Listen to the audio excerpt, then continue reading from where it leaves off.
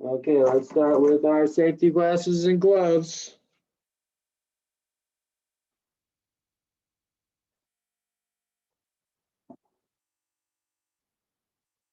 Oh, we got one more joining us.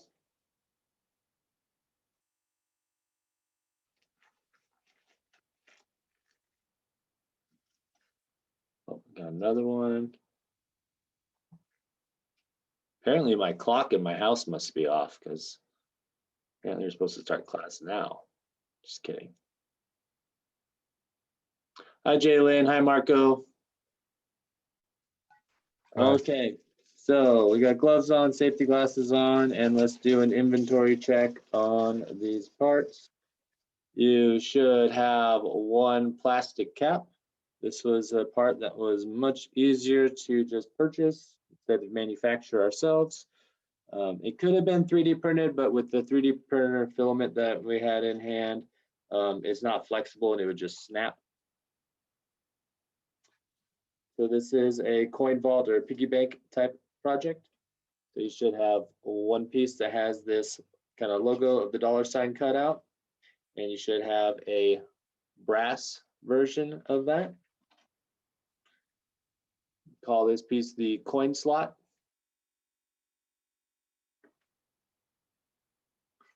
I have a question. Yes. Will I be able to just like watch you guys do it and then watch the video later? Yes, and then do it and build it. Yeah, I really don't care. Yeah. However you get the project done within a few days is totally fine. So yeah, if you're not able Yeah, to follow along right now, you can go ahead and watch, and then this is being recorded and that will be uploaded. So whatever works. okay, I just wanted to make sure. Yep. Okay, we got the top piece. This is the bottom. This is the back. And then you should have two matching side pieces. So that should be 6 aluminum parts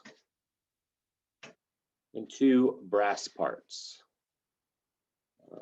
The brass parts are completely cosmetic. We didn't really need them, but it does kind of make it cool, and it gives you a new material to kind of work with a little bit. It's very similar to aluminum. It's a very soft metal, but it does have kind of a goldish color. So the first thing we're going to do is take care of all deburring. Going to take our deburring tool and just lightly deburr the hole. That will be the bottom. This is how you're going to get the coins out. I would like this to be a little bit bigger, but unfortunately, the plastic cap, this is as big as it could come. So this will snap in there, but we'll do that at the end. So once again, take the deburring tool. Make sure you don't have any sharp edges. You can take your glove off and just get a good feel for it. It's nice and smooth now. Definitely something you don't want to get a cut finger when you're kind of getting the coins out of it.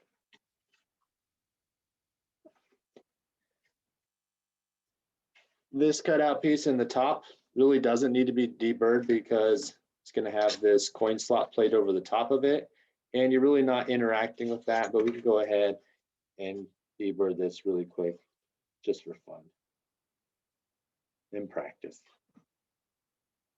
Notice some shapes are a little easier to deburr with this tool.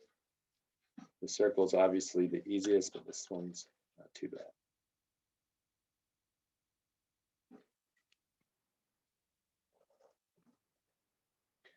And with these parts, so basically when we do these projects, I make a couple versions in my shop, cut out on my machine. Not as accurate as what we're getting with these parts that are laser cut from sendcutsend.com. But I do some prototyping and developing, and sometimes I make changes, and sometimes, you know, it comes together, works fine. I'll order a kit from the company to test it. And unfortunately on this kit, there is a very small error with, I think, 3 or 4 of the holes. It's not bad enough where you can assemble the parts, but it is off a little bit that it might make it a little bit of a challenge, but it should be fine. I've redrawn it basically to correct it for next time, because I was wondering why it wasn't coming together as smoothly as I thought it should. So we're going to take our deburring tool, go ahead, deburr all holes, both sides.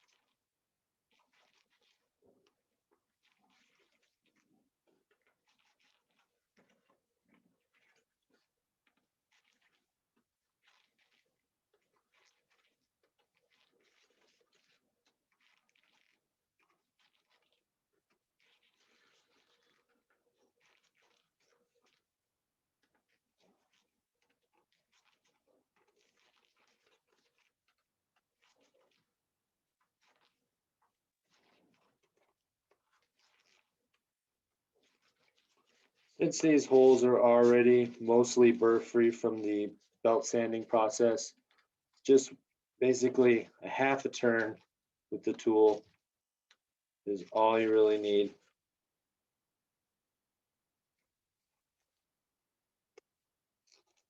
Or at least one full turn. Try not to spend too much time deburring the holes. There are a lot of holes to deburr.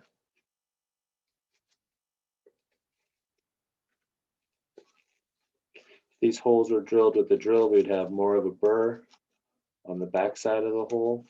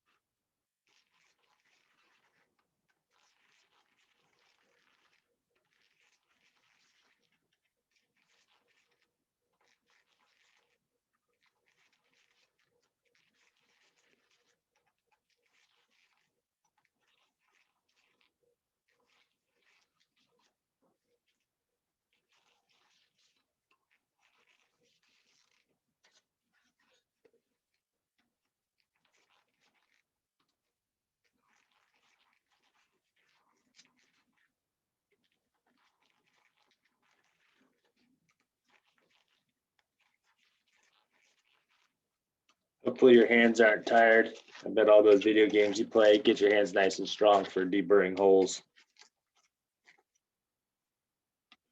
It's also good to take a break every now and then and stretch your hands.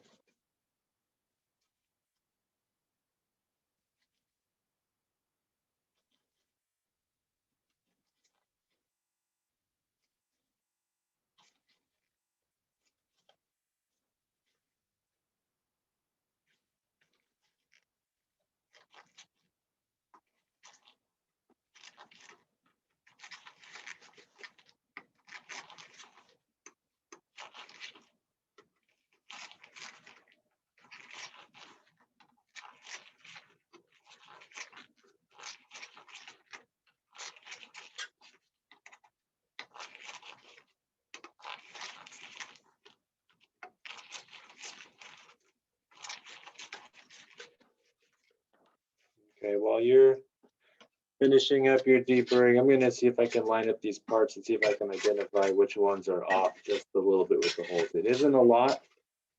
It is just enough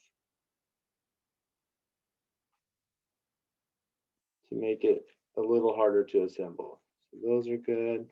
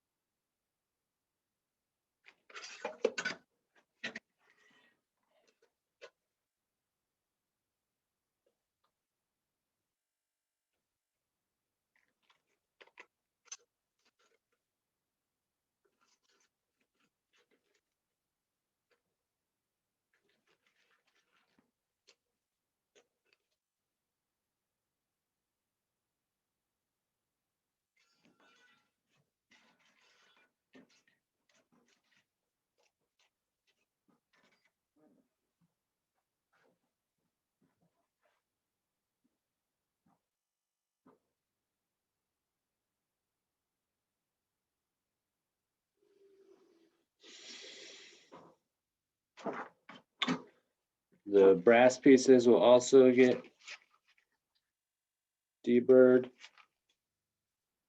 where the holes are. I'm actually gonna hand sand these later, so we're gonna deburr at the very end.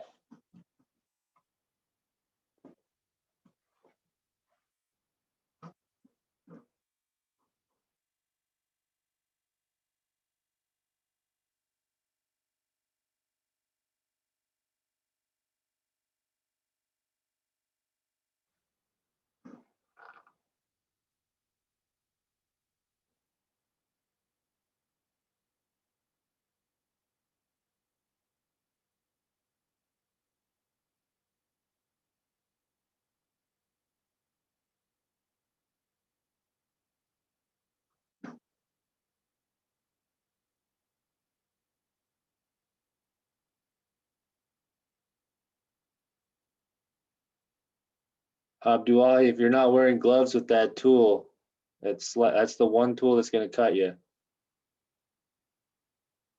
As far as deburring with this one, you can probably get by without gloves, but this tool right here, you slip, this will cut you very deep, and the Done gloves will using help. that one.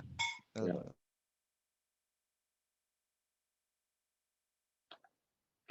Safety first. Okay, as far as bending these parts, it's gonna be pretty straightforward, bending 90 degrees with our tool. We'll start, and looks like some of you are still doing a little bit of deburring.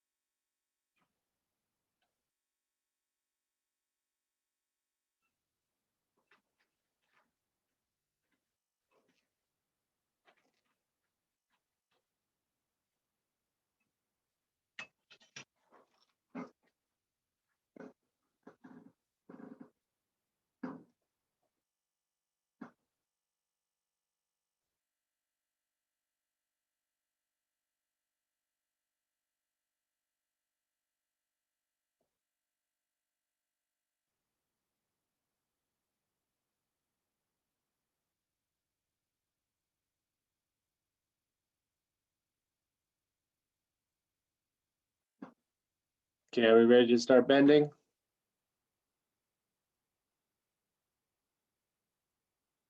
Rodrigo, you almost done?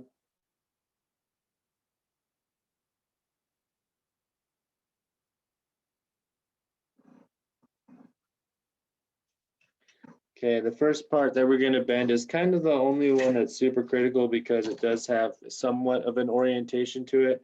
You don't want to put the $ S backwards. So basically you need to orient this part so we can see the S as opposed to a backwards S. So have it facing you, and then where the holes are, the bottom one is wider.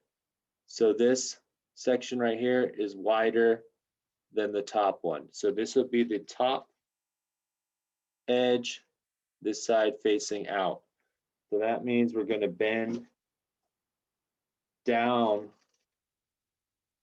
90 degrees.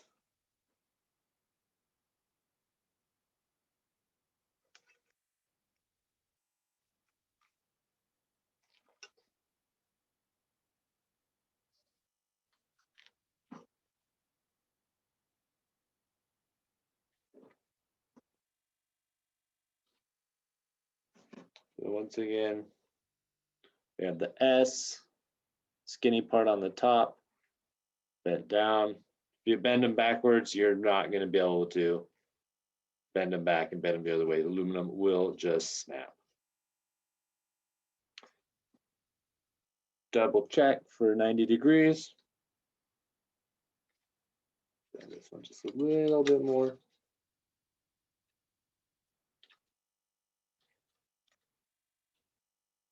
So that's the front. The back piece doesn't have an orientation. It's just kind of whatever side you want facing out. Maybe one of your sides didn't get belt sanded. Mine looks very uniform on both sides, so I really have no preference. I do have a kind of a scratch right there, so I'm going to put the scratch on the inside. So I'm going to hold it like this and then bend down.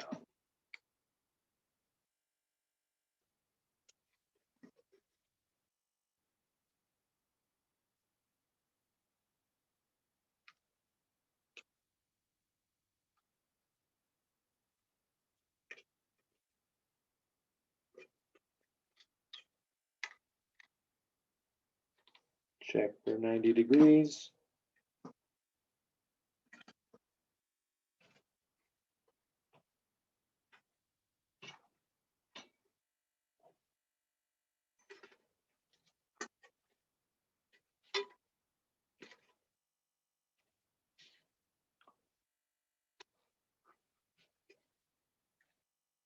The bottom does not have any orientation. Just make sure you bend all tabs 90 degrees the same direction.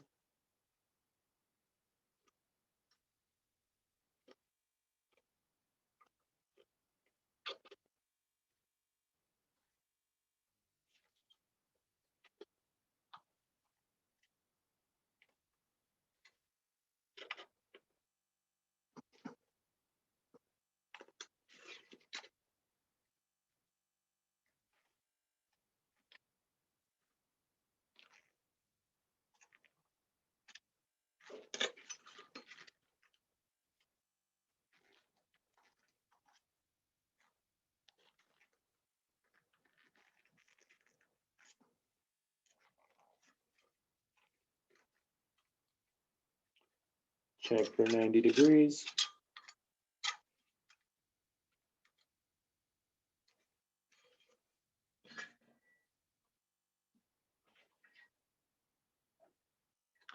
The top piece, it's like I have kind of more scratches on this side, so I'm going to put this side facing down, my good side facing up, and bend all tabs down 90 degrees, same direction.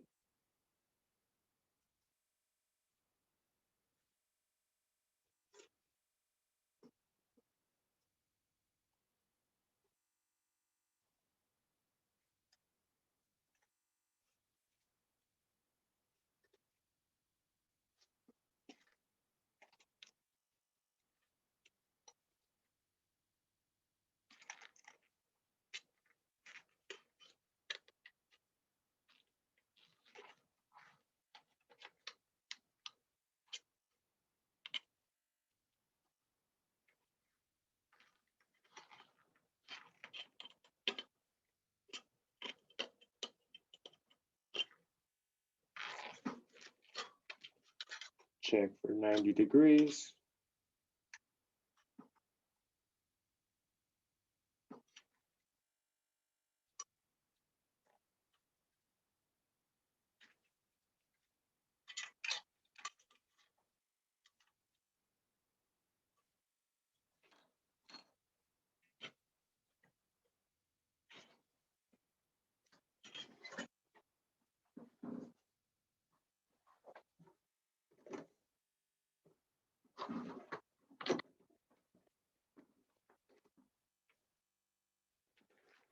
We'll now assemble with Clecos. We do have 10 Clecos. It would be a little bit nicer if you had maybe like 20 for this, but you will be able to get the rough assembly done with just 10 of the number 38-inch copper Clecos.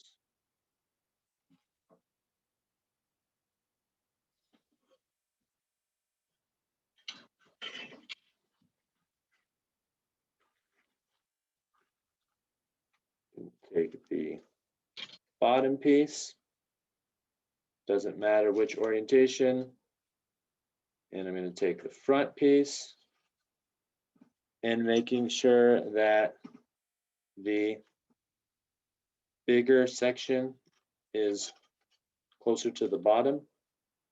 The skinny section right here on this part of the design is up on the top, so bigger on the bottom.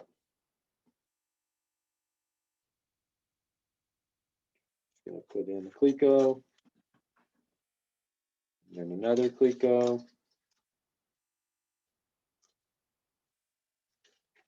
You do not have enough Clecos to put in one Cleco for every hole.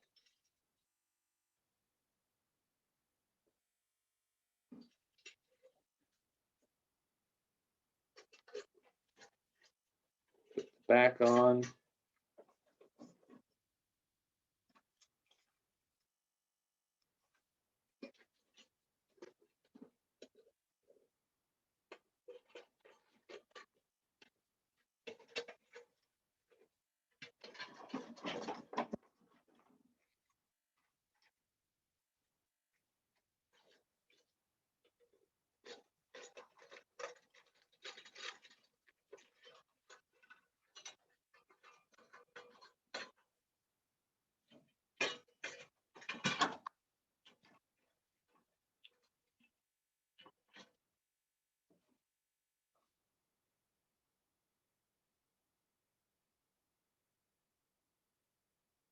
I'll pause for a minute to get you caught up.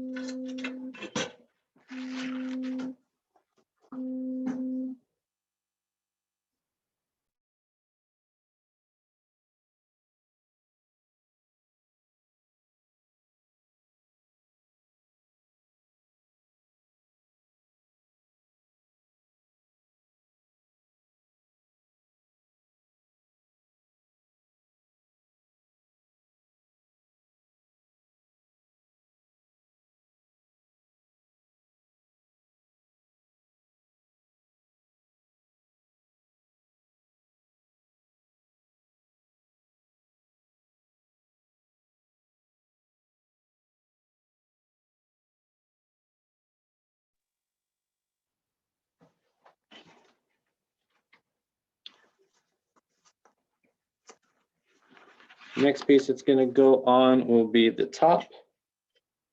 And I'm going to put the slot in this orientation. I mean, you could put it this way. It really is only a personal preference. The parts will fit together no matter what direction it's going, so I'll let you choose. Here we go.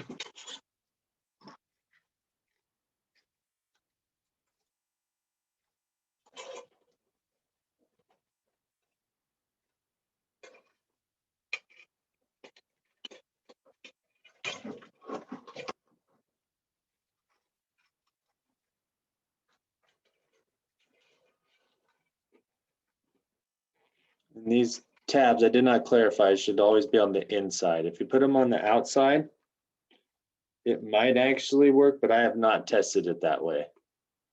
I mean, it would be more of a visual difference. The holes might line up still, but I have this kind of originally designed and tested for tabs on the inside.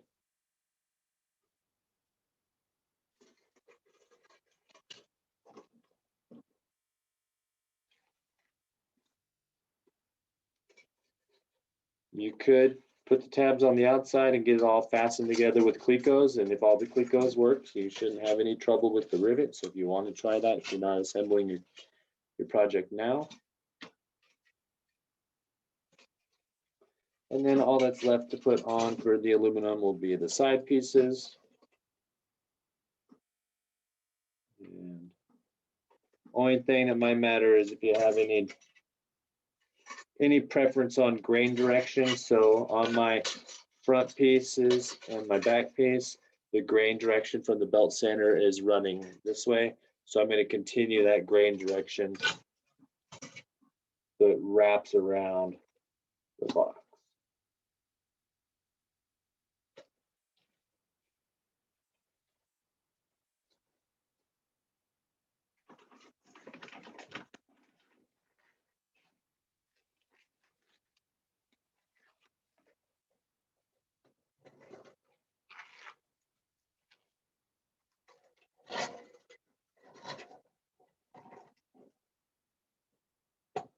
You have to squeeze the box in a little bit. There is some flexing that needs to happen to get everything to line up.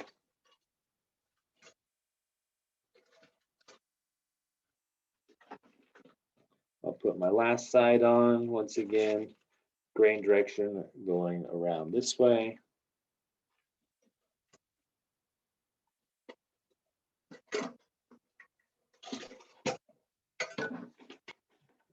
One Cleco left.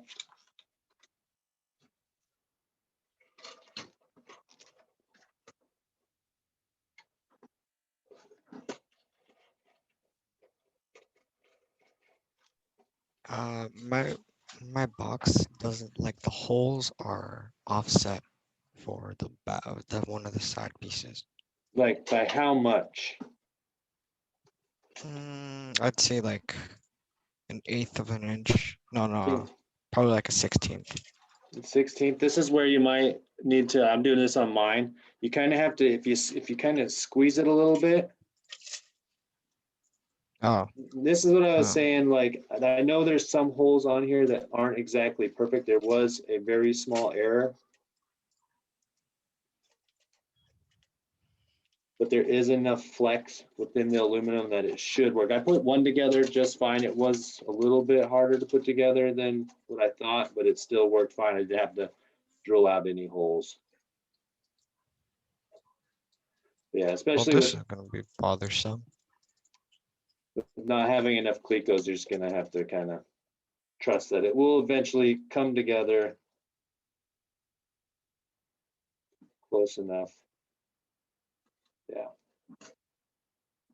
So now the next step is to install some rivets and kind of shuffle the Clecos around a little bit.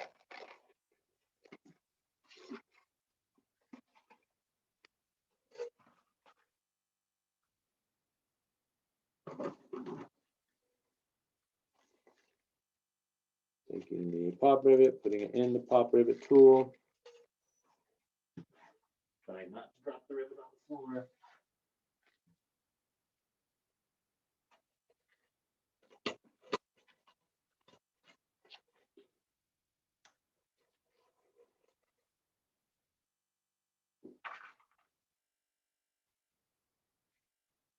So as far as putting in the pop rivets, what I'm gonna do is not go in like a line around it. I'm gonna kind of do opposite sides, opposite corners on each side.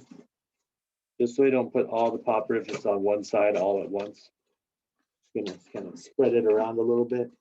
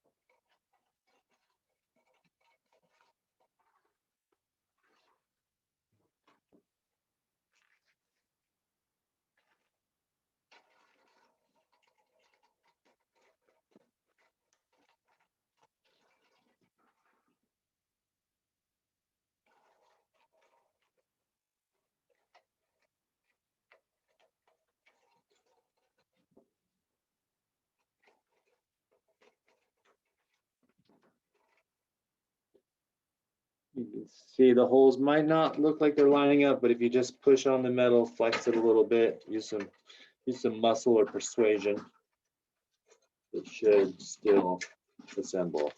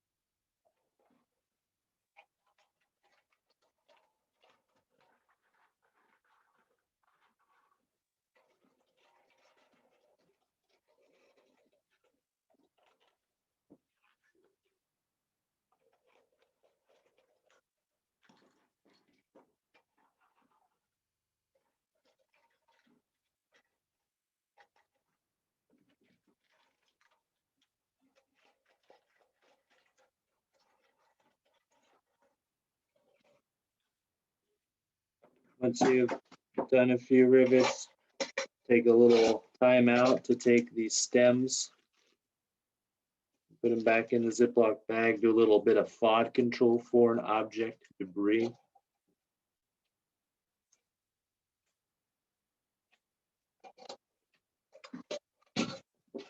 Larger pneumatic pop rivet guns will collect these little rivet stems in a little canister in the back of the tool.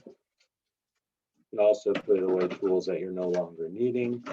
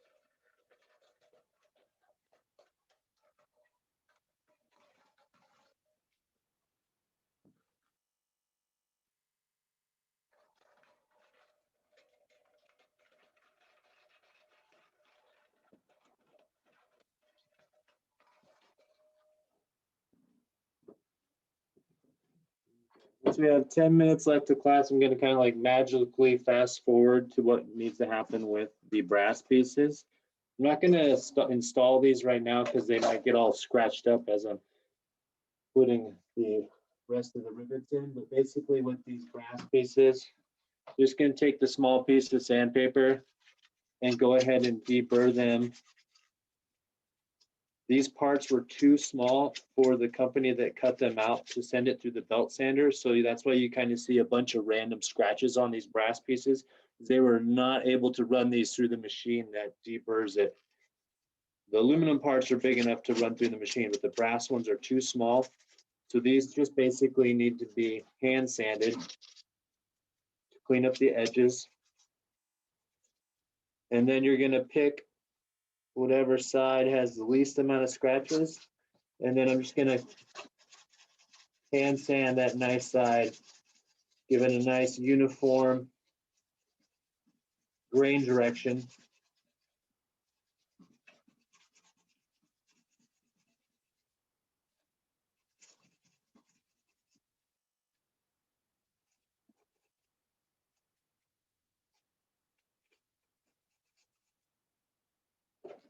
Give it a couple twists with the deburring tool.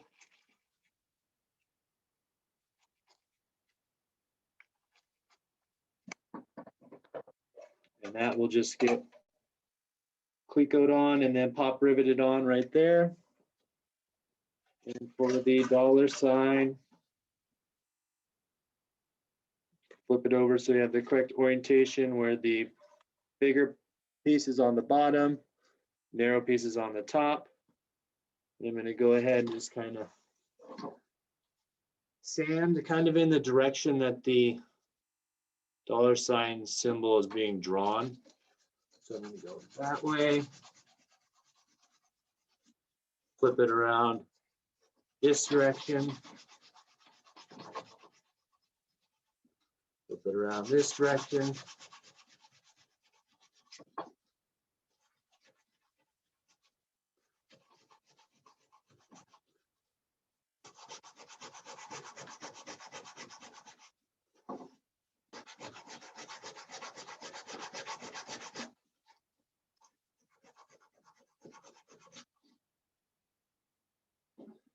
Gives it a nice pattern to it. You can sand it however you want. If you want to go all one direction, up and down, side to side, diagonal, I kind of followed the S pattern, and that will get clecoed on and then installed with pop rivets. The plastic piece just gets pushed in from the bottom, and go ahead and do that now. To open this, you have to pry it with something or stick kind of something, well, probably isn't going to fit through there. You have to pry it open with like a screwdriver or something flat and skinny.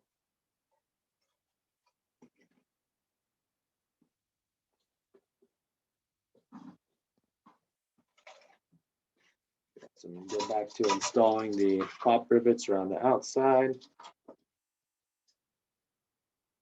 You are free to sign out of Zoom and go to your next class. Have a great day. And remember to upload this to Canvas. Probably tomorrow I'll have it available to submit the photo.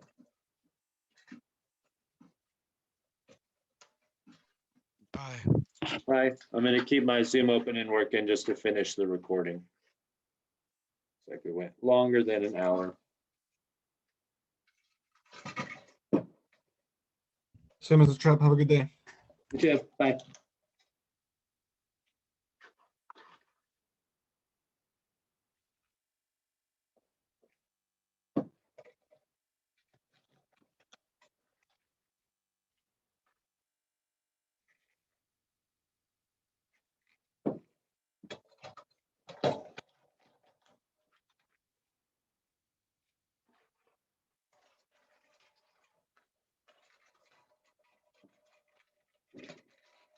Looks like I haven't put any rivets on this backside.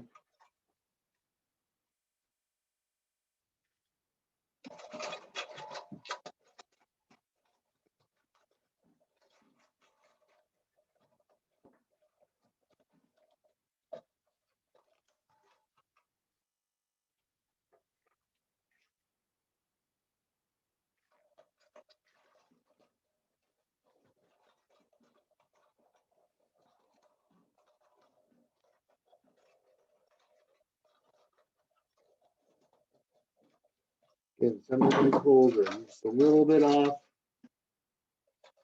Check and see which way you need to maybe squeeze it. There we go. I actually didn't need to squeeze that one at all.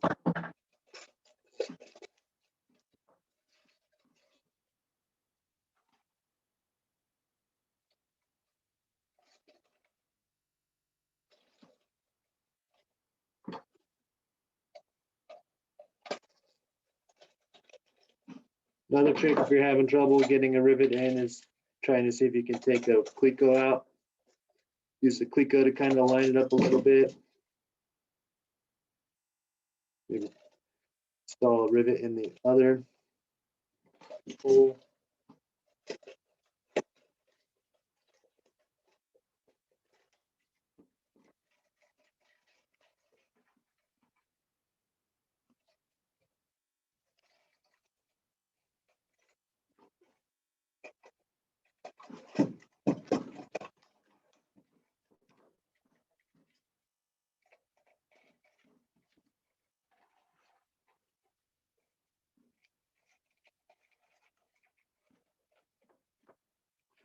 You can see here that rivet kind of got pushed away from the stem came out. Should still work. Just have to usually squeeze it a few more times. Okay, I got a few more on this side, and then I'll be able to take all the Clecos out and replace them with rivets.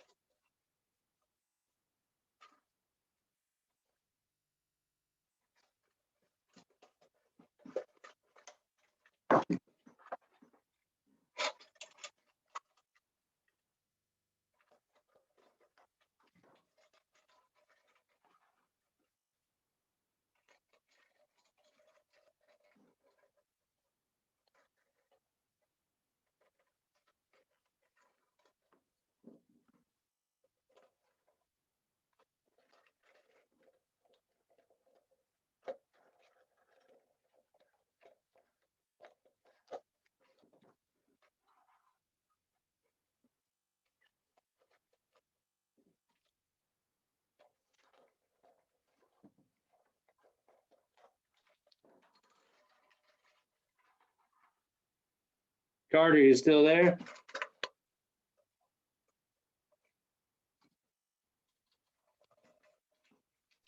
Yeah. Okay, just checking. Sometimes your Cleco gets stuck on the Cleco pliers. Yep. I think all my stuff is turned in, right? Canvas would be a great place to check. Okay. I don't think I have any academic concerns. for Okay. you. And then have you completed OSHA 10 already? Mm-hmm. Yeah. Okay. Bye. Yeah, have a good day.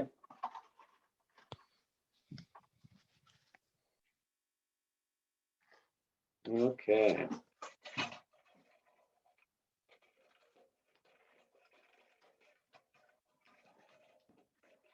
Let me go ahead and remove all my Clicos.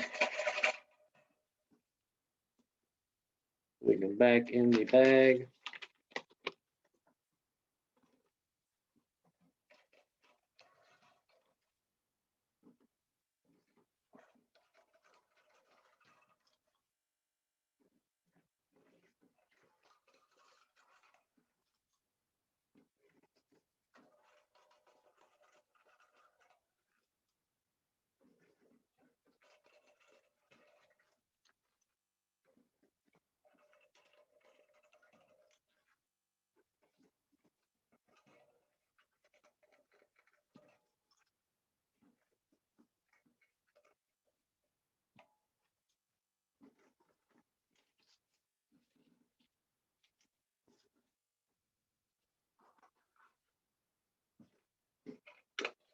And finish installing the rivets.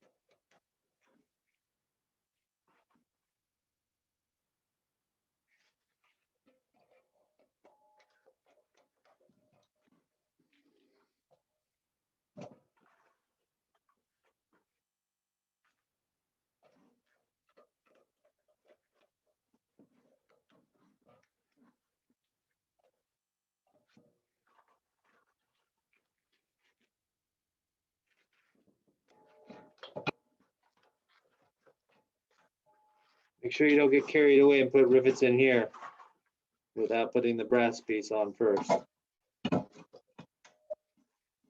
Working in the shop, you can always drill a rivet out, but if you're working from home without access to a drill and drill bit, it would be very difficult or impossible to recover from that mistake.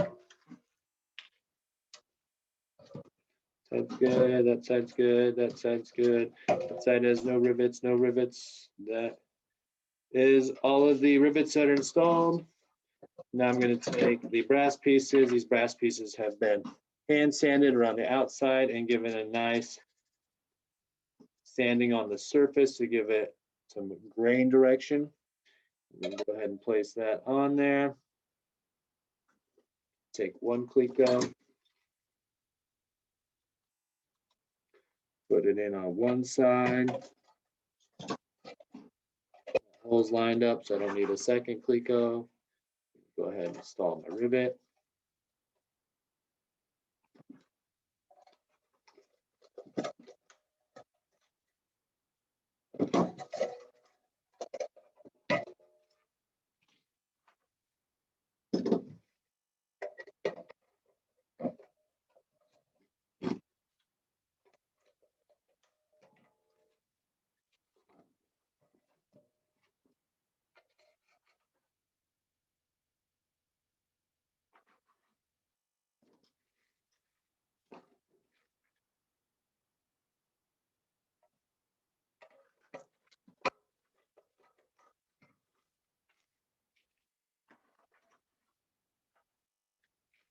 And the money side.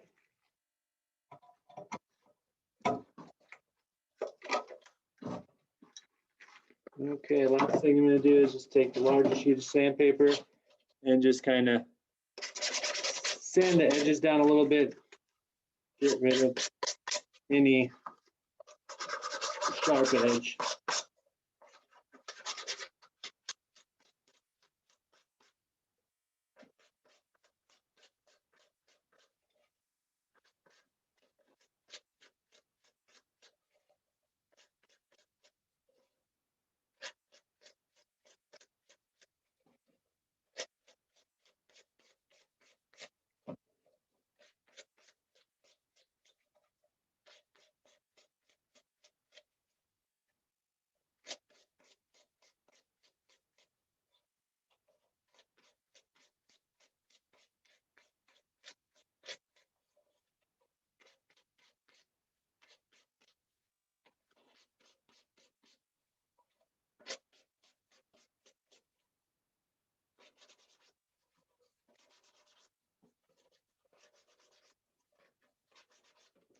And that is the fully assembled coin vault. Thanks for watching.